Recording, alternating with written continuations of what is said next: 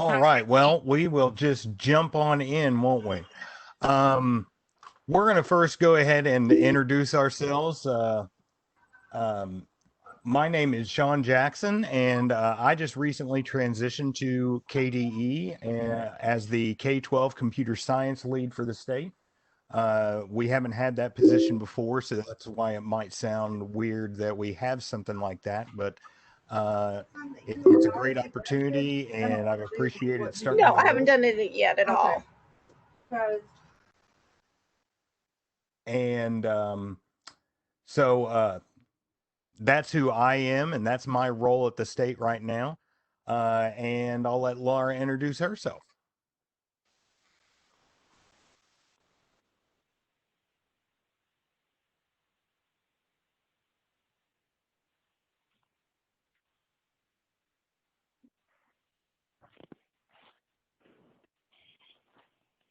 Did we lose you, Laura Agnes? Well, I was talking with my microphone muted. It helps if Oh, I solved all the world's problems in the last 30 seconds. So I'm so sorry you all missed that. I'm very sorry that I missed it. So, but as Sean was saying, I'm Laura Raganos. I'm with the Department of Education, and in the past, I've had the opportunity to lead Girls Who Code. But since we do have a full-time computer science program up and running that is K through 12, we now have Sean who is going to be leading that. But happy to join today to get to talk to you a little bit about the history behind it and what we've done so far, and then how Sean will be leading that moving forward. Yeah, thanks. And Laura indicates, said the word history. You know, Kentucky has a great history with Girls Who Code and having strong Girls Who Code clubs and implementations in our districts.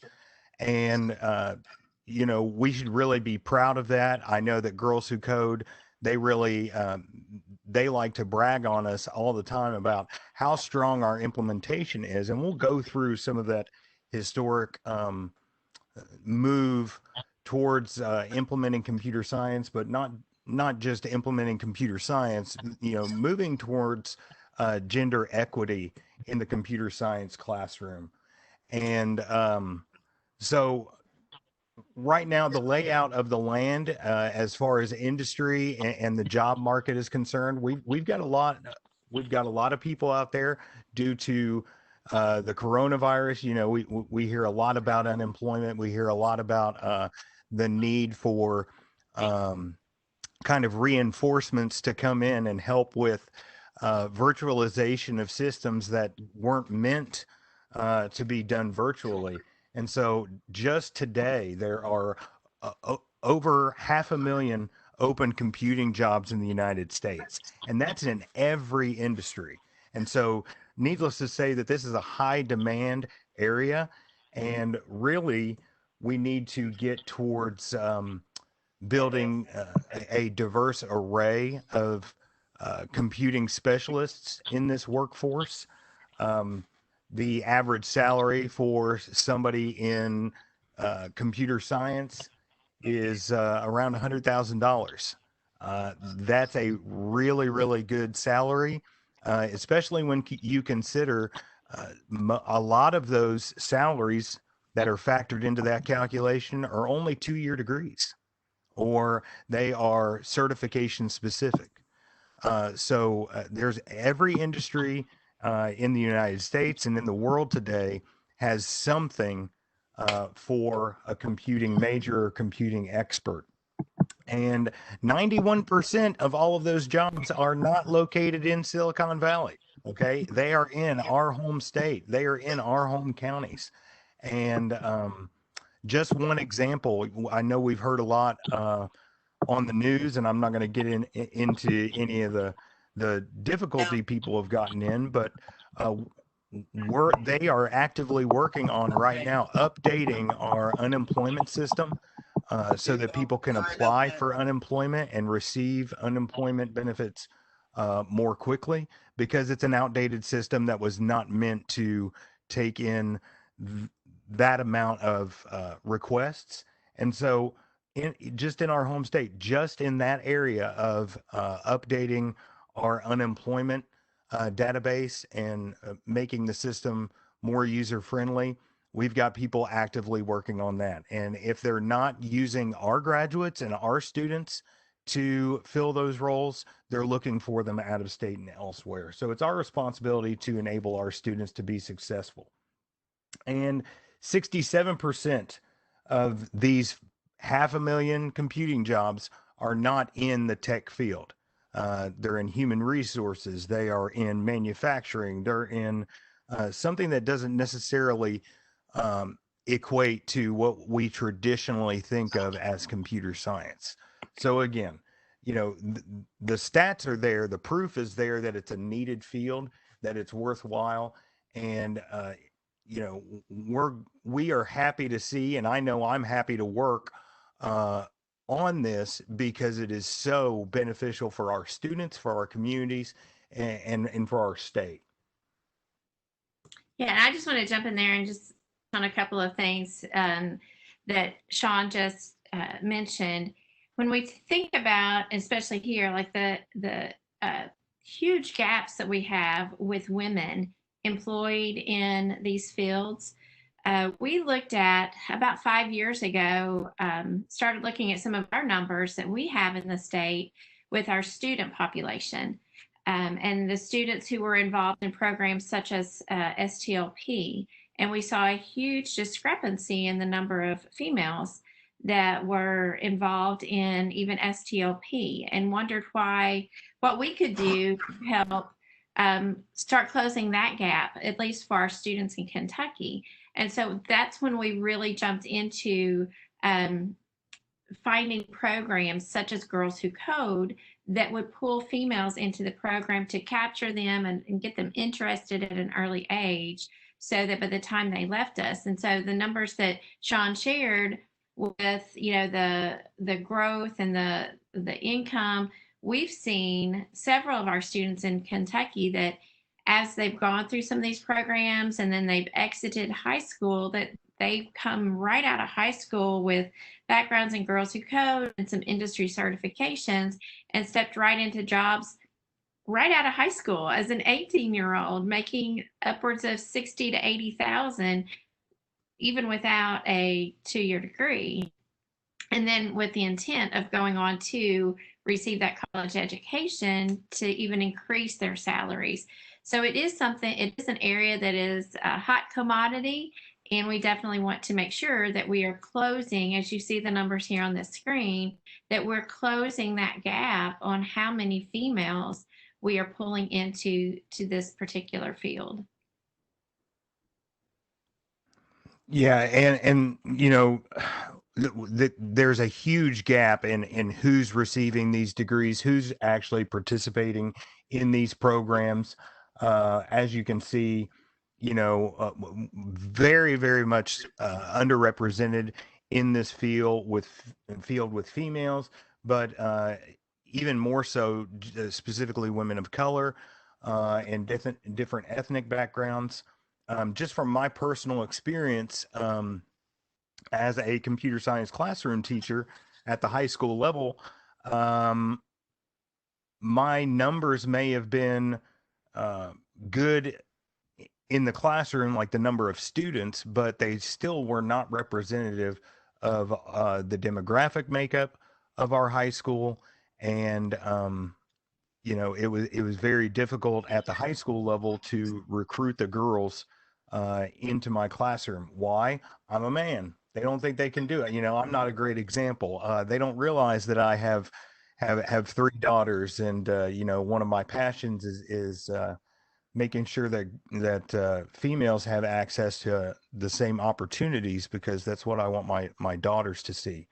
Yeah, and so I think we see that a lot, and I think as teachers we see that in several fields. Once they get to the high school age, that unfortunately females feel like they're not equipped to enter computer science or even math areas, that's just not the cool thing for girls to do. So that's why we've wanted to make sure that we're providing opportunities to help build those skills and to build the understanding of girls prior to high school, so that they understand that, hey, this is a field. And if you really wanted to know the honest truth, a female created the internet.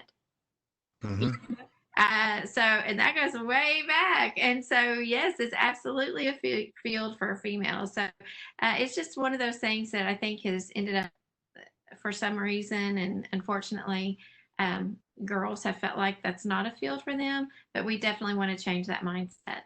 I also want to mention, and I see already some people jumping onto it, we have a back channel document that we're running.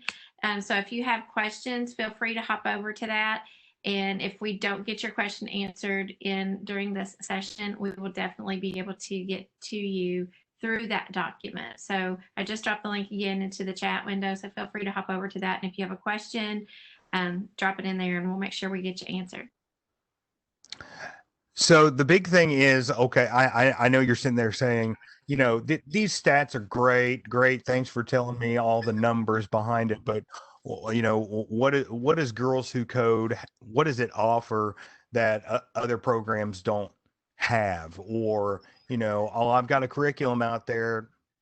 That's all I need. Well, Girls Who Code takes a different approach. Yes, it is content. Yes, it has a curriculum basis that is standards aligned, but really what they do is help try to build that community of young girls to equip them with that community of learners that supports one another, and that goes out and seeks to solve the problems as a team.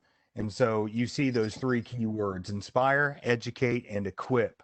Um, uh, the computing skills they need to pursue these 21st century opportunities. And my two daughters are 11 and soon to be 10. They participated in a Girls Who Code club and they loved every minute of it. That was the only thing they talked about for 2 days after they attended their club meetings was what they did. Okay. And so, they have a mission, and their vision is to make sure that they get this representation of females in computing sectors and in the job market. But just to build that passion, maybe those girls don't go into computer science. I don't know if my daughters will, but what it does is get them thinking with those computational thinking skills that will help them in many different aspects of school, career, and their future. It helps equip them for whatever sector they might want to go in. So I firmly believe that what we teach in computer science is not just about coding, is not just about how to use technology and things like that. It's about how do we problem solve. And so that's a skill that carries over to many different fields and in life itself. So let's talk about the overview, because I already see a question even in on our back channel document about like, when can we start? Like what age group, what grade level, and what is it, and how can I connect this to some of my math courses and whatnot? So Girls Who Code is a free program. Totally free. Not going to lie, whenever they first told me that, I thought there's a catch somewhere. But I've been doing this for 5 years with them now, and there is absolutely no catch. It's for grades 3 through 12 girls. And in the elementary, they start out with what are called unplugged activities. And that means they're not using technology. They're going through the processes of problem solving and really building, step by step how to, solve this problem. And so while we've got, we have that early on, and they have books that are related, which on the side note, they have some phenomenal fictional books that go along with some of their lessons. And then they gradually move into what's called Scratch. And so that's block coding, and then they'll start into Java, and then they have some Python. And girls are really, truly building this solid foundation so that they're not just jumping into it blind, into trying to write, code in Python and without any background. So it is a program. You can see here that it starts in grade 3. I have to say that their curriculum that they've got inside their portal um, is so customizable. They lay out their curriculum and say, here's what you would do if you're going to spread this out over 36 weeks. So if you wanted to use this for a whole school year, you absolutely can. But what if I just have a semester course? Then they show you which pieces to like eliminate. If you had to drop some of the information, here's what we would cut out. And they even reduce it to a 9 weeks course. So if you just had the students for 9 weeks, they show you exactly what needs to be hit on in order to be successful in the program. So the curriculum is phenomenal. And once you sign up, you get full access to every single thing that they have.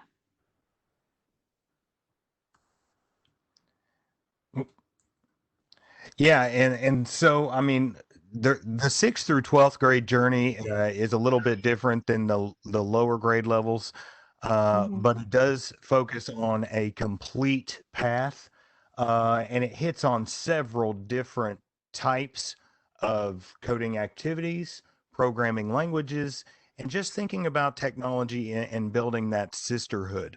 And that's one of the key pieces is girls who stick with this journey, especially in the middle school. We've all heard of that middle school cliff, and if you're not familiar with that's the phenomenon where uh, girls between 6th and 8th grade, you see their interest and participation in STEM related activities and courses, it just falls off. They fall off that middle school cliff, and they don't come back to it for whatever reason. And really it's essential at the middle school level to keep the girls engaged, keep them interested, and if you build that community of learners, if you build that community of camaraderie, then they'll stick with it for the long haul, and they'll be interested throughout. And it's been proven. There are several districts in our state that have complete pathways of girls who code clubs and activities, and even um, courses. Their standalone courses within their daily schedule, where they keep these girls moving through, and they have a lot of success. A lot of success. I will share something that we mentioned STLP earlier. Girls Who Code is a great opportunity for girls to stay and get involved in STLP because we have Girls Who Code specific activities at our state STLP competition. But I had a group of students. One year they won second place, and then the year after they won first place. And they were two girls. They were probably the two most successful STLP groups that I've ever had, and they were girls, and they were at the high school, and they didn't think they could do it. They didn't want to do it. Um, but I kept on them, and they were very, very successful. And one of those two girls went on to she she didn't think she wanted to get in computing at all, but she got her CNAs at the vocational school. She got a job at our local hospital, and the only reason she got that job was because she had some computing classes in high school that the other person did not have, and she is working in their department that works specifically on their health coding software. And that's why she got a job, was because she showed that she had the skills to be able to survive in that realm. So again, it's not just applicable in computing fields. Yeah, we've got a question that popped up, Sean, in the chat box. They were asking about, if they were going to start in 6th grade, do they have to take them back to the 3rd through 5th grade? No. The answer is no. It's not. It's not something that is scaffolded that they have to start in 3rd grade, and if they don't, and wait until 6th or 8th or 9th grade, that they have to go back and pick up those pieces? The answer is no. It's something that you can truly build with zero background at Mm-hmm. whatever point you are and whatever grade level you are working with. At the district in which I was working before I took this role, we started a Girls Who Code club with. She was a young teacher. She heard about it. She wanted to start doing it. I said, absolutely yes. I'll support you in any way. And she had no background in computing. She knew that she liked technology, but she had no coding background at all. And she loved every second of it. So you don't have to have a background or specialization in any of this to start a club and start being passionate for your students. Right. And so it is really easy to implement. It's open to anybody and everybody who wants to use this as a standalone, or you can embed it within things that you are already doing. And on that slide, we need to change that to Sean's support. I just since Sean's the one that'll be taking this over. Oh, mm-hmm. Yep. Sorry about that. So let's move on to that next slide. So Okay. the awesome thing about the Girls Who Code across Kentucky is that we have had a huge impact. When we started out the first year, we only had 18 groups. And then you can see, in 18, 19, I had over 100. And then this past year, we grew to 291 groups. And that spans across the state. So if you look at that little blurb on that screen, Girls Who Code have been approved, our Girls Who Code have been approved for over $90,000 worth of funding. So let me explain that. If you remember, I said a minute ago, whenever I said that, the Girls Who Code program is free, and I kept thinking there's a catch somewhere. But there really truly is not a catch. And then the next year they said, hey, if you have Girls Who Code, we're going to provide some funding to your groups in order to help them build this program in their school. And I said, okay, you're going to give them money? Now what are you wanting from us? And they said, absolutely nothing. And so for years now, they've been providing funding to the Girls Who Code groups across Kentucky. And last year, Kentucky received more than $90,000 provided by the Girls Who Code organization to our particular groups in Kentucky, which is phenomenal. So how do you get the money? You don't have to do anything. You just sign up.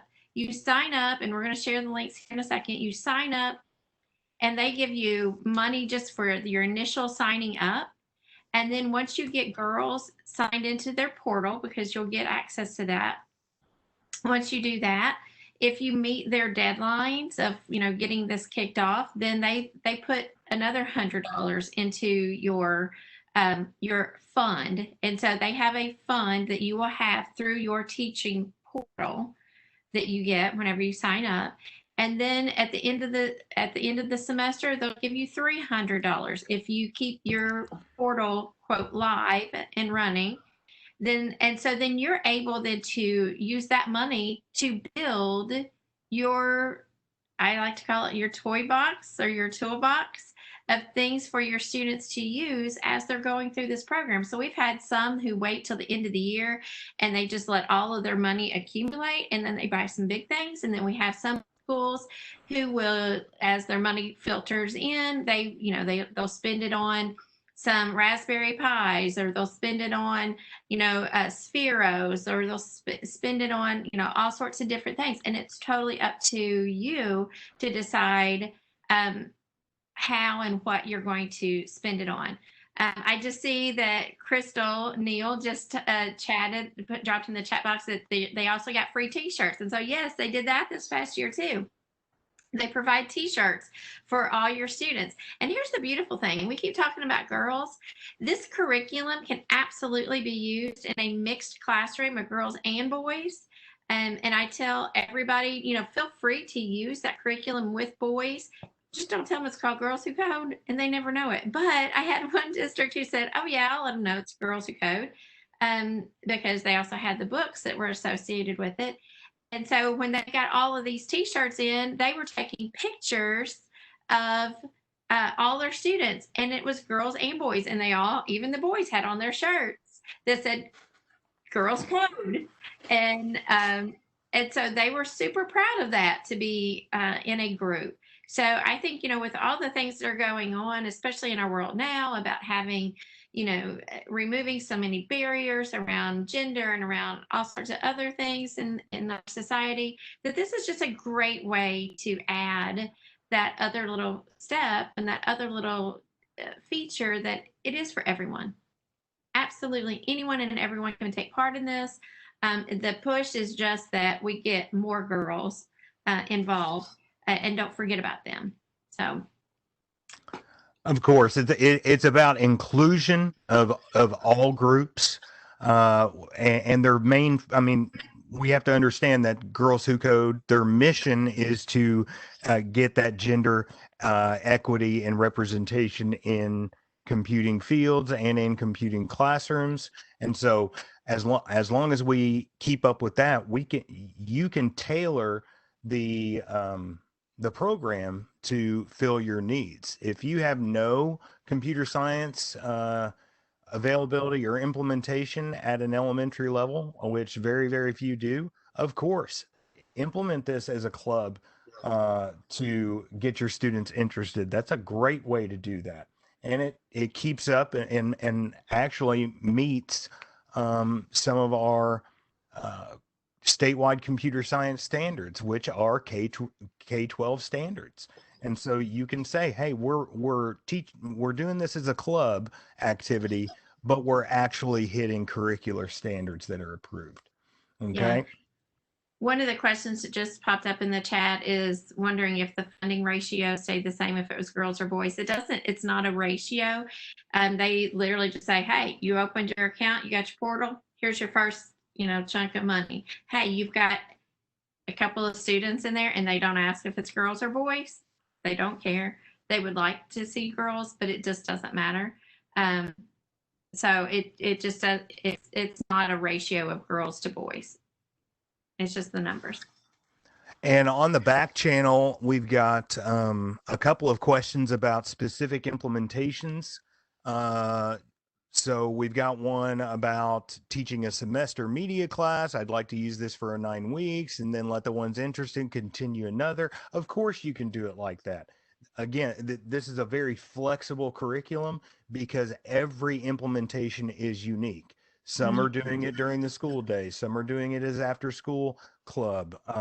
There is no requirement for number of minutes that you have to meet. There's no requirement for the number of times necessarily that you have to meet. It's just that you're actively engaging these learners. And so, again, if I teach K-6, can I just do 3 through 5? Of course you can. Of course you can. I see. Then, Asked about a special ed classroom. mhm, What would you recommend for high special ed? I think it depends on the student. Again, I don't know that right. it's like a one size fits all for that answer. I think, but you can absolutely flex. If you were to put them into, you got them into the high school coding, and you felt like it was too much, you could absolutely step back to some of the scratch, some of the block coding, and build up on that. So it's so fluid, and the ability for you to personalize it for your students. So it once you get into it, I think you'll love it. And which is that second question, where is the curriculum? How do we access the curriculum? That's what we're getting ready to talk about. So this next slide. Yeah, so you only need 3 things to start this. You need your space, you need your technology, or you follow along with the book passages for the 3 through 5 curriculum, and then you just need to have a facilitator or somebody making the decision, somebody organizing this. The teacher that I spoke about earlier, she was that facilitator and tried to get it organized, but then somebody at our local community and technical college heard that she was doing this, and they said, I teach computer and information technology, and I want to get involved in this. And so she had somebody come in and actually lead the girls through the curriculum, and they were a curriculum expert. And so you will have people jump on board with this, as long as you just take that first step and get it organized and get it started. Um, Yeah. they provide, yeah, go ahead. Yeah, I was just once they get it started, and so the logistics and the skills and the community, all of that is going to be provided to you once you sign up. And so we're going to give you the link here in just a second. And literally, guys, it's so simple. You don't have to have a computer science background in order to teach this. You just have to have the passion and the willing to lead and to facilitate. But it is so scripted for you that literally, if you don't have the computer science background, don't feel like you can't do this. Once you apply, you'll have access to the curriculum. You'll get a portal sign in, and it's real easy. And then, as you can see here on the screen, once you start doing that, this is what everything that you get. Yeah, and Jennifer just asked, how many facilitators does it take to run this at a school? Can one teacher do it? Yes, that's most of the implementations that we've seen, is just one person is heading this up for their building. It may be a team. There are several instances, and remind me if this is correct. At Johnson County, do they have a district-wide implementation? Can you take us through their makeup there, Laura? They do. So Lisa Salyer, digital learning coach in Johnson County, oversees Girls Who Code, and they actually have 19 Girls Who Code groups in their district. So that means that, they may have a second grade or a third grade teacher has a Girls Who Code group, and a fourth grade teacher has one, and a fifth grade, and a sixth, and all the way up. And they may do that in each of their buildings. And so they have collectively, they have 19 Girls Who Code groups in their school district. So let's do a little math for a second, simple math.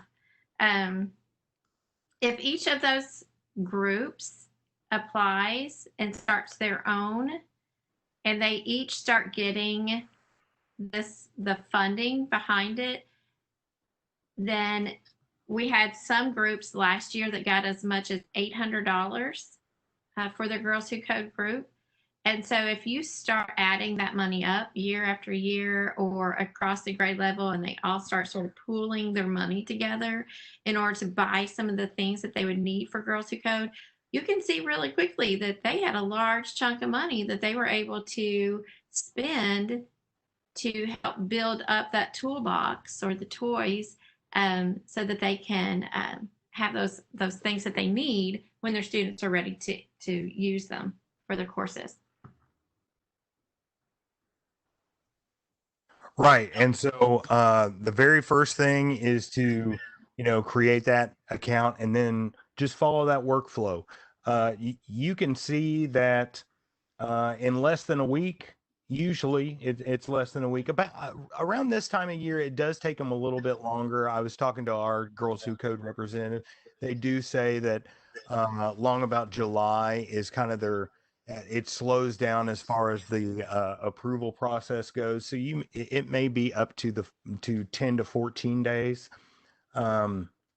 for the approval to start a club. But I've gone ahead and in our back channel document included the Girls Who Code HQ web link to fill out that application.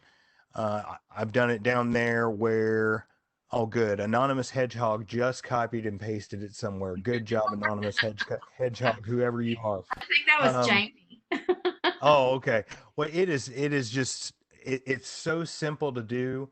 And a Girls Who Code representative, they really reach out to you and make sure that you have all the supports that you need. They quickly answer questions. If there's anything that's Kentucky specific, then um, our program liaison from Girls Who Code will reach out to us at KDE and just double check on some things and make sure we're aware of whatever. But usually I mean, this is not something that KDE is hands on and, you know, where we are making this available. We secure the partnership. We secure that the program is going to run smoothly, and we go out and promote, and then we depend on clubs and organizations in our schools to self promote, and that's where we see most of the success. And when you apply, all you have to do is make sure that you affiliate yourself with a KDE partnership, and we have a lot of specific benefits and support that are just built for us for our implementation. So make sure that you apply with an affiliation for Kentucky Department of Education STLP. That's like the VIP program for Girls Who. I'm just telling you that. I mean, that's exactly what it is. It is our VIP program. It is. Just FYI, it also provides you a little bit more money than some of the other states are getting because we have this statewide. Love Kentucky. We actually do get a few more perks than if you're just doing this randomly off on your own. So when you do apply, there is that section. So watch your application for that little box that you see on the screen to make sure you do connect with the STLP, Kentucky Department of Education, STLP, so that you can make sure you get the full benefits that Kentucky people have. I've got a couple other questions I want to touch before we move on. They've asked about Can we embed this with other curriculums like Code.org and Khan Academy? And the answer is absolutely. This can be as much or as little as you want, and it works so well together. We've got a lot of people who use this with computer science, the CS First curriculum. It flows really well together with any of that. So you don't have to feel like you have to stop and do Girls Who Code. It absolutely can be embedded within everything else that you're already doing. And then somebody else asked, hate to ask, but can you run the club with the COVID-19? And answer is yes. So a lot of this can be delivered and linked into, say, like your Google Classroom. So however you end up, delivering instruction in the fall, you absolutely can include some of these activities and the processes virtually. Yes, and Girls Who Code is actually coming out with a 100% virtual implementation. They're currently modifying their unplugged activities. They're currently coming up with they're all, if you're familiar with code.org's Hour of Code, that's the best way to contextualize what they are. They're almost like mini hours of code built in that you can implement, just piecemeal. It's, I guess you could say they're a la carte, and just pick and choose what you would like to do. And so we're still staying tuned for most of that. We should be receiving some information, if not in the next week or so, by early August, about whether all of those new design frameworks are finished. Okay, so what have we talked about? We've talked about why Girls Who Code, what Girls Who Code offers to our state, how strong the implementation is. So, you want to be a part of the movement. Now is the time. How you get started. We've included the web links, but I just want to take a second to really look at the overarching computer science movement in the state of Kentucky.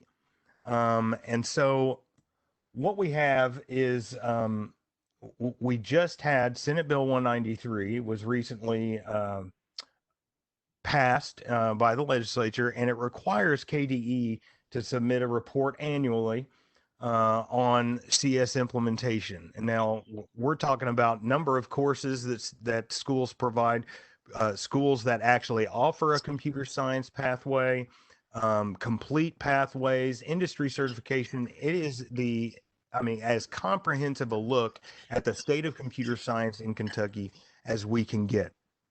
And what that is going to be moving towards, it's going to be justifying uh, uh, different increased funding programs, new professional learning opportunities, and just to give everybody an idea of what it looks like currently. And that's going to be 100% organic growth. That's coming from teachers. That's coming from district admins. That's coming from students and parents saying we want this in our schools. And if you're familiar with the 9 policy points for successful computer science implementations, that's a code.org thing. Kentucky currently has 7 of 9 of those policy points achieved. We are one of only 18 states that can say that they have 7 or more policy points achieved. That's a huge feat for our state. Why? It is 100% organic growth. It's coming from the people. Okay. Now is the time, the last 2 policy points is where it is up to the statewide agency to come up with an overarching vision for computer science and to get our secondary education providers on board to train new computer science educators. And so this is all going towards creating a statewide computer science plan that is going to be centered around 3 ideas. One is Think CS. How are we planning a vision? How are we planning a district implementation? And how are we organizing growth for computer science in districts? So it's all about thinking about computer science at the district and state level. Second is teaching CS. That's professional learning opportunities. That's providing teachers with opportunities to be able to access curriculum, to be eligible to teach computer science. And then the last one is do computer science. That's actually putting kids in the classrooms, in the courses, and certifying those students in a career certification program. Now, this is not something that, hey, we make the state plan and we need it done tomorrow. No, this is a long-term vision for computer science growth in the Commonwealth of Kentucky, and that is that is my chief focus at the Department of Education at this time. And I'm just going to tell you that while we've had so much great growth with Girls Who Code and code.org and all of these great computer science initiatives in districts all over the state, I really do believe that the best is yet to come. Why? Because we've already started contracting and funding more professional learning opportunities. That includes, I just got off a call this morning with Apple, providing professional learning opportunities for even all the way down to the elementary level for their programming with Swift curriculum. That includes more code.org opportunities, and we're currently seeking new partners to expand computer science curricular offerings in the state. We're making and ensuring that there are fewer barriers to people just like you who are saying, I want to teach computer science, but the lead report doesn't allow me to. Well, guess what? Now, if you participate in a professional learning program that is identified by the state as training someone on teaching computer science curriculum, you're going to receive what we're calling the approval for computer science, an ACS code, and it's going to be from EPSB on your certificate for the rest of your career. It's going to be there for life. It is portable. You can take it with you wherever you go. We're one of my big things. I'm from the social studies classroom, guys. Okay. I was not trained as a computer science teacher. So I want to make sure that people don't have to go through what I had to go through to get my approval for computer science. And so we're taking these barriers away. And so that makes it way easier on people to implement this. And then the last thing we want to do is, just like Girls Who Code is talking about a community of learners, we want to have a better network of CS educators at all levels, whether that's Computer Science Teachers Association, whether that's just through our existing networks. We have networks for every other entity in our district, from superintendents to district assessment coordinators, digital learning coaches. All of these people have professional networks in our state. We need the same for our computer science teachers. Mm-hmm. And so I really do believe that if we start building these things in, and this is what I'm going to be working on tirelessly, I think the best years of computer science in the state of Kentucky are yet to come. Anything to add there, Laura? No, I totally agree, and you said it very well. And I think that, yes, for educators, the best is yet to come. Certainly do. And Sean's going to do a phenomenal job leading that effort. So if you all have questions, whether it's about Girls Who Code or anything in the computer science arena, then please feel free to reach out to Sean at any time. I do want to make one last plug, and we mentioned this acronym a couple of times through our presentation, but just want to highlight it one last time, is our STLP program. Our Girls Who Code has a big highlighted area in girls. They're making things and creating things through the school year. They absolutely just take that project that they're making with you and then submit it. So it's not something else on top of anything that they're doing already for you. But as they are creating their project through the school year, all they have to do is take the link to that and submit it to STLP, and that becomes their STLP project. And then they can compete with other Girls Who Code groups across the state. And we've had some really phenomenal winners and great projects from our Girls Who Code. So I can't wait to see what happens this upcoming year with it. And Jeff's on our call, so he just said STLP is proud to be a partner. So yes, we all, Jeff's our teammate, and so anytime we can partner with multiple programs and our STLP, we absolutely want to do that. So and so then make sure when you're registering that you do select the KDE STLP option so that you get the full benefits that we have available to our state. So I think that's all I have, Sean. So and it looks like our back channel questions all been answered. But if you all have any questions, even after this call, Sean is taking the lead on all things computer science. So please feel free to reach out to him at any time. And I'm actually going to drop his email address again into the chat. Yeah, and I've also posted the bit.ly link to this folder.